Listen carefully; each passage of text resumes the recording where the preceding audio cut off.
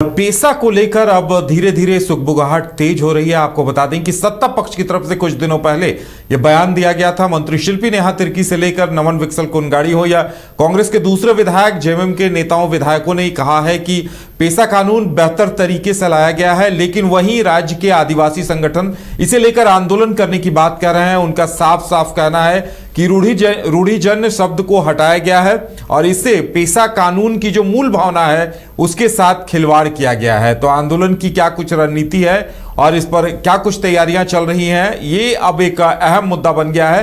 करिश्मा हमारे साथ है। करिश्मा, आदिवासी संगठन नाराज हैं और सरकार की तरफ से, सत्ता पक्ष की तरफ से, मंत्री विधायकों की तरफ से कहा जा रहा है कि ये सबसे बेहतर ड्राफ्ट है, लेकिन आदिवासी संगठन इसे मानने को तैयार नहीं। आखिर सरकार अपनी बात मनवाने में क्यों नाकाम दिखाई दे रही है? जी देखिए उदय, सिर्फ आदिवासी समुदाय ही नहीं बल्कि विपक्ष के तरफ से भी लगातार नाराजगी जो है वो व्यक्त की जा रही है।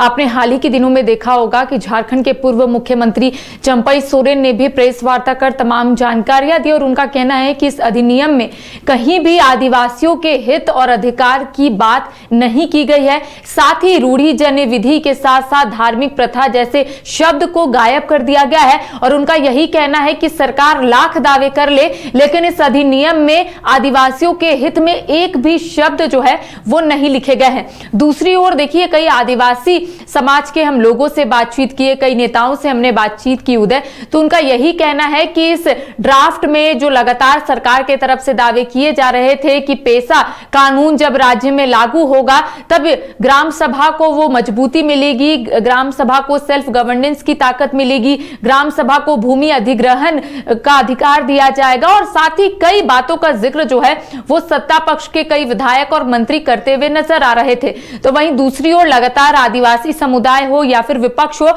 सरकार की तमाम जो बातें हैं उसे कहीं ना कहीं उजागर करने की कोशिश कर रही थी और साथ ही अधिनियम में जितने बातों का जिक्र किया गया है उसे भी कहीं ना कहीं मीडिया के समक्ष रखने की कोशिश की जा रही थी। देखिए, चंपई सोरेन के तरफ से एक रूपरेखा तैयार की गई है उदय की चंपई सोरेन बहुत जल्द लोगों के बीच जाएंगे और इस अधिनियम को उनके बीच जाकर फाड़ेंगे और एक संकेत देंगे कि ये जो सरकार है ये आदिवासियों के हित में काम नहीं कर रही है। दूसरी ओर आदिवासी समुदाय की तरफ से एक रूपरेखा बनाई गई है, बहुत जल्द इसको लेकर एक बैठक रखी जाएगी और इस बैठक में निर्णय लिया जाएगा कि किस तरह से आंदोलन करने हैं। क्योंकि हाल ही के दिनों में जब मेरी बात आदिवासी नेता लक्ष्मी नारायण मुंडा से हुई थी तब उनका कहना था कि बहुत जल्द रूपरेखा तैयार की जाएगी, लेकिन इससे पहले मुख्यमंत्री हेमंत सोरेन से मुलाकात करने की ये लोग कोशिश करेंगे, उनके समक्ष ये बताने और समझाने की कोशिश करेंगे कि इस पूरे अधिनियम में कहीं भी रूढ़िजन्य विधि और धार्मिक प्रथा और अन्य जो शब्द है उसे नहीं वर्णन किया गया है, जिसको लेकर ये लोग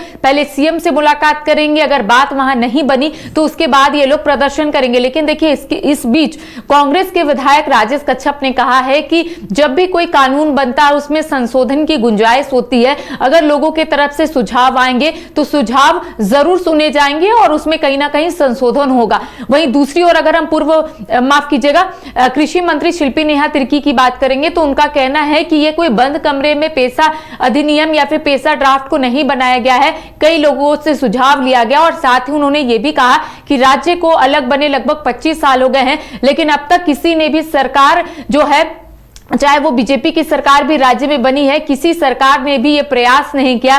जब महागठबंधन की सरकार ये प्रयास कर रही है तो लोग इसमें कहीं ना कहीं नुक्स निकालने की कोशिश कर रहे हैं, लेकिन उन्होंने सीधे शब्दों में कहा है कि अगर इसमें संशोधन की गुंजाइश है, लोग सुझाव देंगे तो जरूर उसमें अमल किया जाएगा। लेकिन इस बीच देखिए एक बड़ी खबर सामने आ रही है कि रामेश्वर उरांव जो विधायक के कांग्रेस से, उन्होंने आपत्ति जताई है और उनका कहना है कि पेसा कानून को लेकर अगर कोई कोर्ट जाते हैं तो वो उनके साथ है। साथ ही साथ उन्होंने कंपेयर भी किया, उनका कहना है कि छत्तीसगढ़ में बघेल की जब सरकार थी उस वक्त भी इस तरीके का ड्राफ्ट जो है वो बनाया गया था और उसी से कहीं ना कहीं मिलता जुलता ड्राफ्ट जो है वो झारखंड में बनाया गया है। तो ऐसे में आदिवासियों का भला नहीं होगा, ग्राम सभा को वो ताकत नहीं मिलेगी। तो हम कह सकते हैं अब रामेश्वर उरांव भी कहीं ना कहीं पेसा कानून को लेकर बागी होते हुए नजर आ रहे हैं और उनका कहना है कि कोई भी कोर्ट जाएंगे तो उनके साथ रामेश्वर उरांव रहेंगे। साथ ही देखिए आज खुद निशा उरांव जो है वो राज्यपाल से मुलाकात करने के लिए पहुंची थी और तमाम बातों का उन्होंने जिक्र भी किया है। साथ ही हम कह सकते हैं कि अब पेशा अधिनियम को लेकर अब कहीं ना कहीं राज्य की सियासी सरगर्मी तेज हो गई है। जैसे जैसे लोग अध्ययन कर रहे हैं वैसे वैसे आपत्ति जो है वो जताते हुए नजर आ रहे हैं। चंपई सोरेन ने कहा है कि पहले ही पेज में अगर कोई पढ़ेगा तो उन्हें यह समझ में आएगा कि ये जो पेशा कानून है इसमें किसी को भी मजबूती नहीं मिलेगी, ना तो आदिवासियों के हित में है और ना ही ग्राम सभा को सेल्फ गवर्नेंस की ताकत मिलेगी। पहले से निशा उरांव इस मामले को लेकर मुखर थी, अब रामेश्वर उरांव चूंकि पूर्व मंत्री रहे हैं, वर्तमान में भी वो विधायक हैं, ऐसे में उनकी आपत्ति कहीं ना कहीं मायने रखती है। सरकार दो खेमे में बढ़ती नजर आ रही है। करिश्मा, आपकी कई विधायकों से बातचीत हुई थी, ये सवाल भी आपने उठाया था कि आखिर विरोध क्यों हो रहा है? जी देखिए, जाहिर तौर पर हमने कई विधायकों से बातचीत की थी, चाहे सत्ता पक्ष हो चाहे विपक्ष हो। तो सत्ता पक्ष के विधायकों का कहना है कि उन्हें भी नहीं समझ में आ रहा है कि विरोध क्यों हो रहा है, लेकिन लगातार उनके तरफ से एक दावे किए जा रहे हैं कि ये जो ड्राफ्ट है, ये जो अधिनियम है, अब तक का सबसे बेहतर है। अगर आप कोई अन्य राज्यों की बात करें, ऐसा उनका कहना था, चाहे उड़ीसा हो चाहे छत्तीसगढ़ हो, तो वहां का अगर कोई ड्राफ्ट पड़ेगा और झारखंड का कोई ड्राफ्ट पड़ेगा तो यहां के लोग समझ पाएंगे कि सरकार ने कितना बेहतर ड्राफ्ट या फिर अधिनियम बनाया है। लेकिन रामेश्वर उरांव जिस तरह से अपनी बात को रखे और उनका कहना है कि इस ड्राफ्ट में किसी को कोई फायदा नहीं होगा, अगर इसको लेकर कोई कोर्ट मूव करते हैं तो वो उनके साथ रहेंगे। साथ ही साथ उन्होंने छत्तीसगढ़ सरकार यानी कि जब बघेल की सरकार थी उस वक्त का कंपेयर जो है वो अभी किया है कि यहाँ का जो ड्राफ्ट है, यहाँ का जो अधिनियम है वो बिल्कुल वैसा ही मैच करता है। तो हम कह सकते हैं उदय कि अब इसको लेकर कहीं ना कहीं पक्ष और विपक्ष आमने सामने है। विपक्ष का कहना है कि सरकार ने काफी बेहतरीन तरीके से अधिनियम या फिर ड्राफ्ट बनाया है।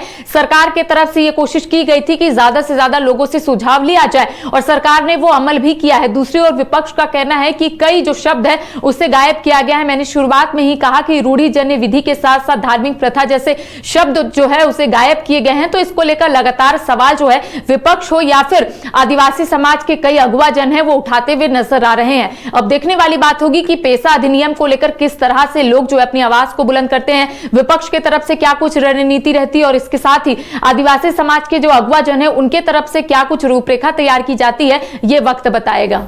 चलिए तो इंतजार किया जाए कि आदिवासी संगठनों का विरोध क्या रंग लाता है और सरकार की तरफ से उन्हें कन्विंस करने का प्रयास होता है या नहीं, ये देखने वाली बात होगी। वहीं दूसरी तरफ रामेश्वर उरांव का भी विरोध में आना अपने आप में सवाल खड़े करता है। घर रहने का मकान भर नहीं, ये खुशियों की तिजोरी है।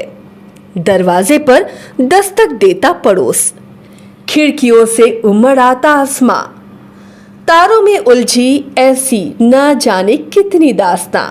कहती हैं चले डायमंड सिटी, एक सफर हम सफर के साथ अपने घर तक।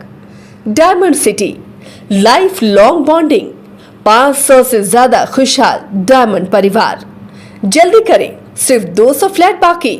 आज ही बुक करें अपना आशियाना।